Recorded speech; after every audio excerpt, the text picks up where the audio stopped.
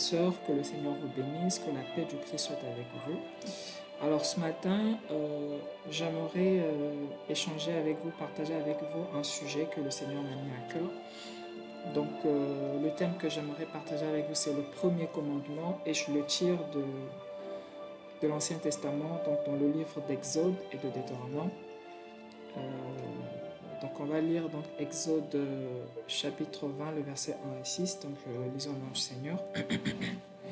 Donc Dieu prononça toutes ces paroles et dit: Je suis Yahvé ton Dieu, qui t'ai fait sortir du pays d'Égypte, de la maison de servitude.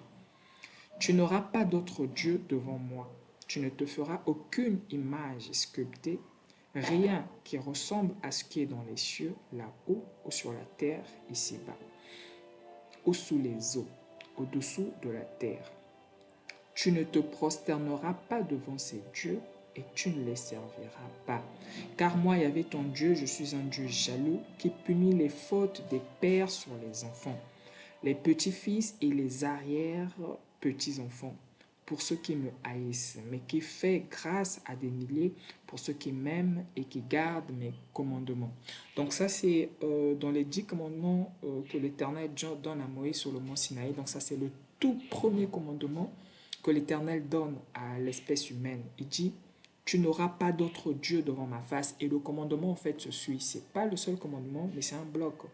Tu ne te feras aucune image sculptée, rien qui ressemble à ce qui est dans les cieux, là-haut, sur la terre, et dans les cieux, au-dessous de la terre. Tu ne te prosterneras pas devant ces dieux et tu ne les serviras pas, car moi, Yahvé ton Dieu, je suis un Dieu jaloux, qui punit les fautes des pères sur les enfants.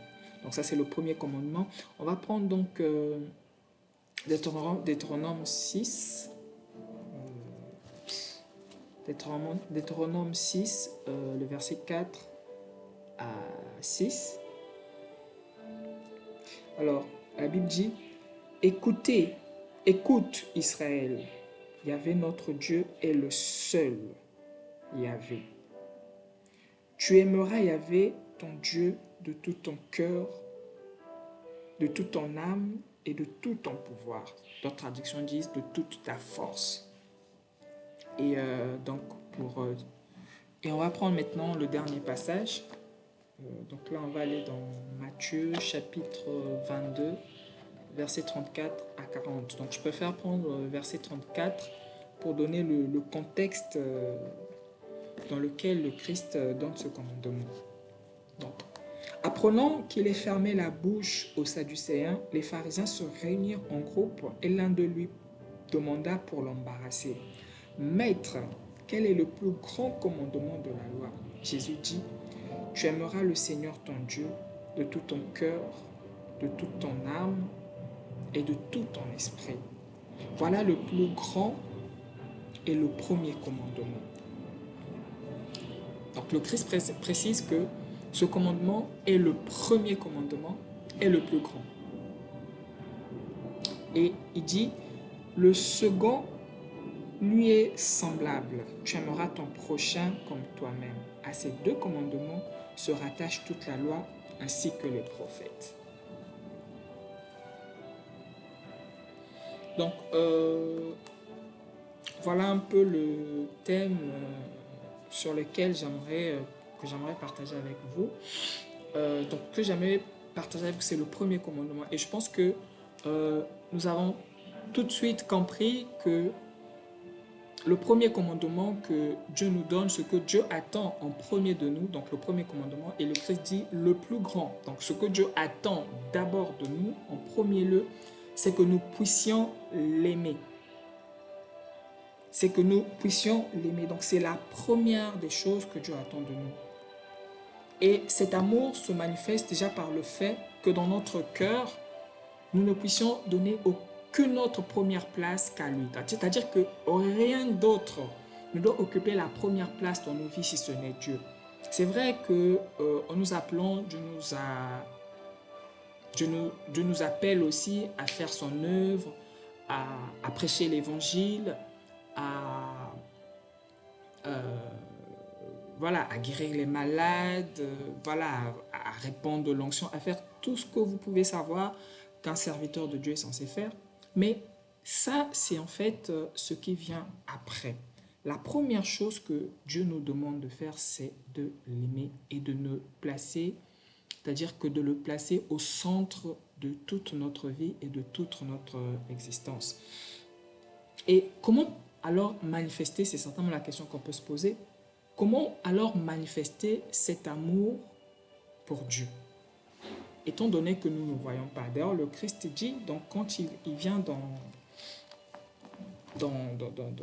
voilà, dans Matthieu 22 ici, donc quand il finit de donner le plus gros commandement, il dit, le second lui est semblable. Tu aimeras ton prochain comme toi-même.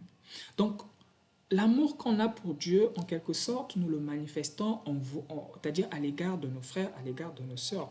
La Bible dit même, c'est le Christ qui dit, comment prétends-tu aimer Dieu que tu ne vois pas si tu es ton frère? Amen. Il y a plein de commandements que Dieu nous donne, il y a plein de prescriptions, de préceptes, et d'ailleurs même la Bible est faite de plein d'enseignements, mais tous ces enseignements, à mon humble avis, même si on peut vivre dans la chasteté, dans l'honnêteté, mais si dans notre cœur, au fond de nous, nous n'avons pas de l'amour pour Dieu, pour notre prochain, comme disait l'apôtre Paul, je ne suis qu'une cymbale qui retentit. Donc, aimons Dieu. Donc, comment on manifeste l'amour pour Dieu? D'abord, bon, pas d'abord, l'un des aspects, parce que je ne pense pas qu'il y ait une chronologie dans ça, mais l'un des aspects qui fait que nous puissions montrer, manifester à Dieu notre amour pour lui, c'est déjà d'aimer notre prochain. Et le Christ nous a largement enseigné là-dessus, sur ce qu'est l'amour du prochain, l'amour de notre frère. Il a parlé d'ailleurs de la parabole du bon samaritain. Aujourd'hui, nous les chrétiens, comment on se comporte? Il y a plusieurs fois, il y a plusieurs personnes qui font ce genre de critique. Voilà, tu verras un chrétien, il est chez lui, il a fait à manger et à côté, il y a un pauvre, il y a un démuni, donc il y a même son voisin, même pas un pauvre, c'est-à-dire son voisin immédiat qui n'a pas eu à manger et cela ne l'inquiète pas. Donc, manifestant cet amour, et cet amour en fait, c'est comme disait mon pasteur une fois, il dit, regardez même les fumeurs, la solidarité qu'ils ont entre fumeurs. Tu verras, parfois il n'a qu'un seul bâton et à l'autre qui est dans le besoin, qui dit, est-ce que tu peux me donner un mégot? Il dit, c'est rare de voir, je ne sais pas, je n'ai pas encore été témoin de cette scène, où un fumeur refuse un mégot à un autre fumeur qui est dans le besoin. Regardez un peu cette solidarité qu'ils ont autour de la cigarette qui les unit. Mais nous qui avons Christ, qui avons le Saint-Esprit, quelle solidarité avons-nous à l'égard déjà entre nous chrétiens? Amen. Et entre ceux de l'extérieur, comment manifestons-nous cet amour? Quand nous nous critiquons entre nous, quand nous nous entretuons, quand nous laissons l'ennemi entrer entre nous et ramener la discorde. Je ne crois pas et je ne pense pas que c'est ce que le Père ou le Christ attend de nous. Il attend que nous puissions l'aimer d'abord. C'est le premier commandement qu'il nous donne. Le premier commandement, il nous demande de l'aimer. Et cet amour se manifeste par le fait qu'on aime son frère, qu'on aime son prochain, qu'on n'aime pas seulement le croyant, parce que le Christ le dit dans la parabole du bon samaritain, mais on doit aussi aimer celui qui n'a pas la même foi que nous. Mais nous, déjà, entre chrétiens, entre croyants, d'une même église, d'une même communauté, d'une même congrégation, on se lapide, on se critique. Et une fois, j'ai écouté un témoignage, je ne sais plus si c'était sur YouTube ou sur les réseaux sociaux. C'est un serviteur, on me disait, non, c'est pas un serviteur de Dieu, on me disait qu'il y a des prédicateurs dans un certain pays, ici en Afrique, qui quand ils sont invités quelque part pour aller prêcher, vont avec tout leur matériel. Pourquoi? Parce qu'ils ont peur d'être empoisonnés. Mais j'ai dit, mais comment, Père, comment... D'ailleurs, je ne dis même pas Dieu, parce que lui, ce qu'il attend de nous, c'est que nous puissions manifester l'amour. Comment expliquer que dans le corps du Christ, donc là, je ne dis même pas d'abord dans le corps du Christ, que dans la communauté, dans une communauté chrétienne, qu'un chrétien ait peur d'aller prêcher dans une église qu'on l'empoisonne. C'est-à-dire qu'il ne va pas se faire empoisonner en allant chez un non-croyant. Il ne va pas se faire empoisonner parce qu'il est allé, je ne sais pas, à une réunion, je ne sais pas de quelle congrégation ou je ne sais pas quelle organisation, mais en allant dans une église où il va prêcher l'évangile et la parole. Je dis, mais posons-nous la question, où est-ce que nous en sommes? Je pense que chacun de nous aujourd'hui devrait faire un point. Où est-ce que nous en sommes? Parce que au-delà de construire des églises, au-delà de faire des grandes campagnes, au-delà de prier pour les malades, c'est bien beau. C'est bien beau. Mais ce que Dieu attend d'abord de nous, c'est que nous puissions manifester l'amour, que nous puissions manifester l'amour pour lui, que nous puissions l'aimer. Et cet amour se manifeste d'une part, je ne vais pas mettre, je vais pas parler en termes d'ordre, mais l'un des aspects pour lequel nous manifestons l'amour que nous avons pour Dieu, c'est en aimant notre prochain. Alors, mon frère, ma soeur, je nous exhorte à scruter nos cœurs. Hein, chez nous, dans notre langue, il y a un mot que j'aime bien qui exprime bien cela, ou fiongonina. C'est-à-dire que c'est examiner de façon minutieuse notre cœur. Examine tout ce qui motive les actions que tu poses. Même quand tu fais, c'est-à-dire une œuvre du Seigneur, qu'est-ce qui motive cette action que tu poses? Est-ce par amour pour Dieu? Ou est-ce par ego que tu le fais? Quand tu entres dans une phase de jeûne et de prière, qu'est-ce qui motive ce sacrifice que tu fais? Parce que jeûner pendant 21 jours, pendant 40 jours, c'est un sacrifice. Mais quelle est la motivation de ce sacrifice que tu fais? Quand tu vas à la montagne pour demander l'onction, que Dieu te oigne, que tu fasses tes miracles, qu'est-ce qui motive cela? Quelle est la source? Je nous exhorte tous à examiner de façon minutieuse nos cœurs. Car, croyez-moi, l'objectif n'est pas d'accomplir tout ce que nous pourrons accomplir, c'est bien. Mais l'objectif, je le crois de tout mon cœur, c'est que nous puissions garder la foi et rejoindre le Christ. D'ailleurs, c'est la promesse qu'il nous fait. Alors, le deuxième point, ou le deuxième aspect, à travers ou à partir duquel on peut prouver l'amour que nous avons pour Dieu, c'est en gardant les commandements que Dieu nous donne. Alors, il y a un point que j'avais noté, c'est toujours bien de voir ces notes. Il y a un point que j'avais noté donc, sur le premier aspect de l'amour pour Dieu. Donc, c'est l'amour entre croyants. Donc, le Christ l'a dit dans Jean 13, 33. Donc, je vais prendre Jean 13, 33. Donc, je reviens rapidement là-dessus. Et puis, je vais passer donc au deuxième point. Donc, Jean 13. Voilà. Jean 13, 33.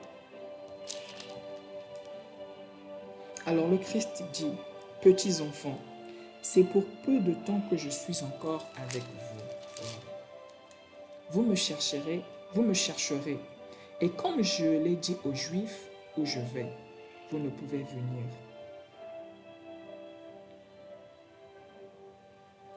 Voilà, là où je vais, je vous le dis à présent. Bon, ça c'est un deuxième point que je voulais voir avec vous. Non, c'est pas le bon amour. Donc, voilà, amour entre croyants, voilà, là ça me revient pourquoi j'avais noté. D'accord? Donc, l'amour qu'on a en fait, quand on a de l'amour, déjà on doit le pratiquer entre croyants, ça c'est un point. Mais l'autre point c'est que quand on aime une personne, d'accord, on veut rester avec cette personne. Je pense que, je ne sais pas ceux qui peuvent se rappeler de leur premier amour quand ils étaient, je ne sais pas, au collège, au lycée, mais voilà, quand le premier amour te prenait, c'était compliqué. Hein. Tu pouvais parfois, bon, je ne vais pas parler pour les filles, je vais plutôt parler un peu pour les hommes, je ne sais pas chez les femmes comment ça se manifestait. Mais parfois, le monsieur, donc la dame, elle vit, bon, je prends un exemple, elle vit à 10 mètres, par exemple, de la destination. Non, je vais dire à 1 kilomètre de l'endroit où le monsieur part. Il a un autre chemin qui est, par exemple, à, voilà, à 500 mètres. Mais il préfère faire le détour, passer devant la dame. Et là, devant la maison de sa dulcinée, de la femme, de la fille qu'il aime, dans l'espoir juste de la voir quand il va passer. Donc, imaginez un peu ce que l'amour pousse à faire quand on aime une personne, on veut être avec cette personne, on veut la voir. Donc, on fait ce détour-là, c'est-à-dire que tu contournes, tu fais peut-être 1 ou 2 kilomètres, tu ajoutes 2 kilomètres à ton trajet initial, donc au trajet que tu étais censé faire, non pas avec la certitude ou la promesse que tu verras ton amour, mais juste avec l'espoir. Et parfois, en le faisant, tu ne la vois même pas. Hein. Et tu ne peux même pas aller frapper à sa porte pour lui dire, sors, j'ai fait ce détour pour toi. Et tu pars. Et parfois, la prochaine fois que tu iras encore, tu feras la même chose. Pourquoi? Parce que tu aimes la personne. Et là, le Christ nous dit, là où je vais, et après, il nous dit, il va nous préparer des places afin que là où il est, que nous soyons. Donc Christ, par amour pour nous, veut que nous puissions être avec lui. Et nous aussi, je pense que nous devons lui rendre cet amour. Et là, je me souviens des paroles de l'abbé Fidèle qui disait « L'homme en tant que créature de Dieu a été aimé pour être aimé. » Et en quelque sorte, on comprend que l'amour, c'est une, on va dire, une réciprocité. Quand tu aimes quelqu'un, le souhait, l'idéal est que la personne t'aime en retour. Et Dieu, le Christ, au travers de son Fils, Dieu, au travers de son Fils, le Christ, nous manifeste cet amour. Il dit, je vais vous préparer des places. Et qu'une fois que les places seront prêtes, je viendrai vous chercher, afin que là où je suis, vous aussi, vous y soyez. Il le fait pour nous. Et nous, à notre tour, que faisons-nous pour manifester cet amour? Nous aussi, nous devons avoir ce désir d'être près de lui. C'est-à-dire que nous devons marcher avec la conscience que nous sommes ici pour un short time, pour un court moment. Et notre objectif, c'est de nous préparer, de nous dépouiller de toute impureté qui nous empêche d'entrer dans la présence du Seigneur. Et c'est même l'objectif quand le Christ nous parle de la nouvelle naissance. Il ne nous parle pas de la nouvelle naissance parce que c'est une obligation. Parce que parce que la nouvelle, pas parce que c'est pas parce que c'est une obligation, pas parce que c'est un commandement, pas parce que c'est... Mais quand il nous parle de la nouvelle naissance, l'objectif principal de la nouvelle naissance, c'est pouvoir être avec lui dans l'éternité. Parce qu'on ne pourra pas entrer dans l'éternité, dans la présence de Dieu qui lui est pur et saint, avec tous nos péchés, avec tous les liens qu'il y a, avec toutes les réclamations que le diable peut avoir sur nous. Donc on doit être dépouillé de tout cela. Et pour être dépouillé de tout cela, on doit passer par le processus de la nouvelle naissance. Et pour que nous fassions ce sacrifice-là, il faudrait que nous ayons de l'amour pour Dieu. C'est l'amour pour Dieu qui fera que j'abandonne la pornographie, que je laisse la masturbation, que j'enlève la haine, que j'enlève l'esprit de médisance, que j'enlève la jalousie, que j'enlève la fornication, que j'enlève la convoitise, que je chasse tous ces démons de ma vie, afin que je sois pur, léger, que je naisse de nouveau, que je sois saint et parfait comme mon Père, et que je le rejoigne. Rappelez-vous de votre premier amour. Qu'est-ce que vous vouliez quand vous aimez une fille, quand vous aimez un garçon? C'est toujours être avec lui. Et nous, combien de fois, combien de temps, combien encore voulons être dans la présence du Seigneur? Quand nous faisons nos prières, quand nous entrons dans des programmes aujourd'hui, c'est vraiment ce qui est à la mode. Les programmes. Quel est le thème central de nos programmes? Est-ce que nous le faisons parce que nous aimons Dieu, pour ce qu'il est, ou parce que nous aimons Dieu pour ce qu'il peut nous donner?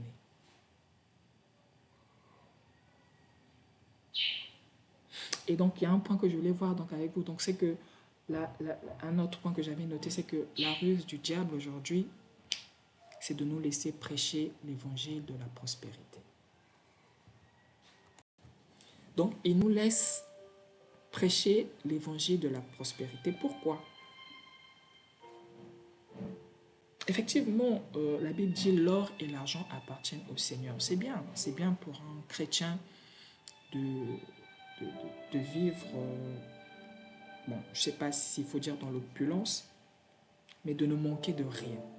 Parce que le Christ dit, demandez et l'on vous donnera, frappez, on vous ouvrira. Il dit même que avant qu'on commence à parler, demander quoi que ce soit au Seigneur, il dit, il sait que nous en avons besoin.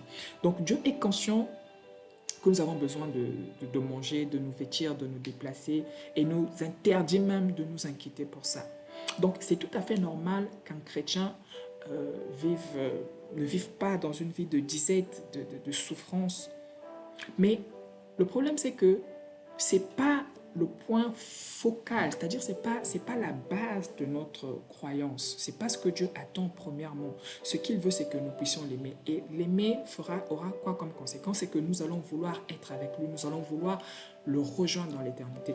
Et dans l'évangile de la prospérité qu'on nous donne aujourd'hui, c'est que on se satisfait maintenant de la vie terrestre. Voilà le piège qu'il y a dans l'évangile de la prospérité. C'est qu'on est satisfait de cette vie parce que tu peux voyager sans difficulté, tu as le bel homme que tu voulais, tu as la belle femme que tu voulais, tu as les beaux enfants que tu voulais, tu as le travail de tes rêves, voilà, tu as une belle maison, tu as des voitures, tu as des beaux vêtements. La vie est assez simple pour toi. Et du coup, à un moment donné, c'est comme on disait, quand les chrétiens chantent, ils disent Jésus revient, les hommes puissants de ce monde disent mon gars, attends un tout petit peu s'il te plaît. Ils disent attends un tout petit peu parce que écoute, nous, voilà, on a tout ça, on a tout ce confort, on a tous ces biens, on a tous ces hommes qui nous honorent, qui nous élèvent. Si tu pouvais attendre encore un peu avant que tu viennes, ce serait une bonne chose quand même. Donc avant, ça ne concernait que les hommes puissants de ce monde, parce qu'eux, ils disaient non, écoute mon gars, tu attends, parce que nous, on a tous ces avoirs et tous ces biens, donc tu peux attendre. Et aujourd'hui, malheureusement, les chrétiens aussi ont été attaqués par ce même esprit en fait. Et le diable nous laisse prêcher l'évangile de la prospérité à un point où le point focus des croyants est centré sur la richesse, sur le voyage, sur le mariage, sur le travail. Je ne dis pas que c'est mauvais. On a tous besoin. D'ailleurs, quand tu es un homme, d'accord, les besoins de ta famille sont tournés vers toi. Tu as cette obligation de subvenir aux besoins de ta famille. C'est un ordre en tant que croyant, en tant que chrétien, de subvenir aux besoins de ta famille. Mais ce n'est pas le point focal. Ce n'est pas ce sur quoi ta foi doit être basée. Je ne sais pas si nous voyons c'est-à-dire que nous voyons la ruse de l'ennemi. Donc, il nous propose quelque chose qui est tout à fait biblique. Amen, parce que c'est biblique hein, qu'un chrétien prospère. D'ailleurs, la Bible dit, je veux que tu prospères à tous égards comme l'état de ton âme. Donc, tu ne peux pas laisser ton âme, ta croissance spirituelle, ton intimité avec Dieu défaillir au profit de ton épanouissement matériel. Aujourd'hui, je ne veux pas critiquer qui que ce soit, mais aujourd'hui, les enseignements qui étaient réservés aux coachs en développement personnel deviennent des thèmes centraux de l'évangile.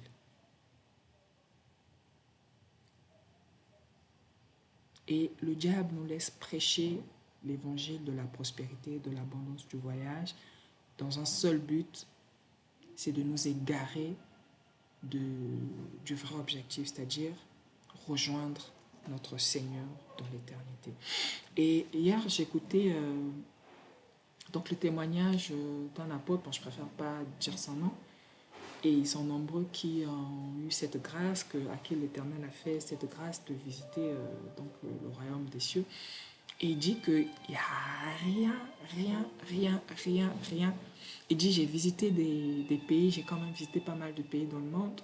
Il dit, il n'y a pas un pays où c'était aussi beau que dans le royaume des cieux. Et vous voyez, ces prédications, on ne les entend plus en fait. Qu'est-ce que le diable veut nous faire croire? Il veut nous faire croire que la vie ici, c'est ce qu'il y a de top, c'est ce qu'il y a de parfait. Il n'y a pas mieux ailleurs. Du coup, profitez pendant que vous êtes là, voilà, avoir de l'argent, avoir des belles voitures, avoir tout ce que vous pouvez avoir et focalisez-vous là-dessus. Alors qu'on a, il y a mieux, c'est-à-dire le meilleur nous attend de l'autre côté. Voyez un peu la ruse de l'ennemi. Mon frère, ma soeur, le diable n'est pas ton ami. Ça, je le dis toujours, le diable n'est pas ton ami. Si on comprenait les ruses, les tactiques qu'il faisait, on disait, mais le gars là, franchement, c'est quand même chaud. Donc, comprenons les ruses de l'ennemi. Alors, pour conclure, donc je vais prendre donc le livre des Actes des Apôtres.